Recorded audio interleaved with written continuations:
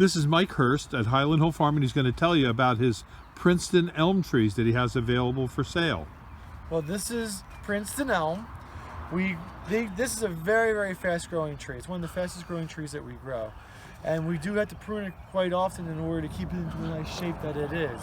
As you see, it is a vase-shaped tree. You see the branching is vase-shaped.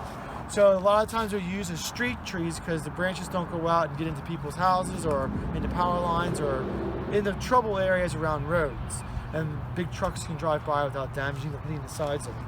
That's where elms are usually done.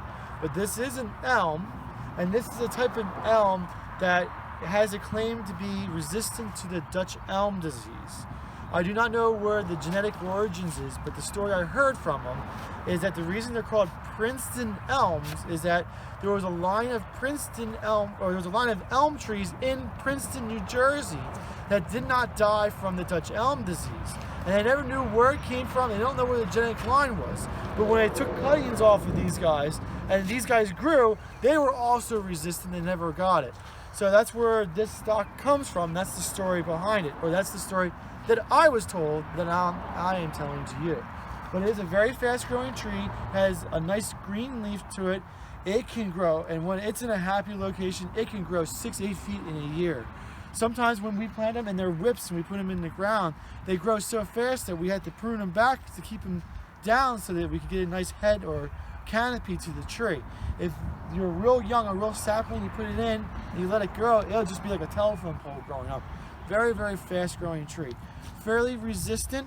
It does get a couple bugs here and there, but nothing that's going to take the tree down that I'm aware of. I haven't lost any trees yet in the fields, and I've been growing them for about 7 years now, so it's a good tree that we've been putting into the ground. We usually put them in a little bit wetter fields that we have because they can take the wetness, but if you have it in a drier field, it'll perform spectacular for you. It's a really good hardy tree. I like it very much. I have not had any experience with anything negative to it. If you're interested in them, I think we have 10, 12 of them here still. We haven't sold yet. If you're interested, give a call to my dad. His number is 215-651-8329. Thank you.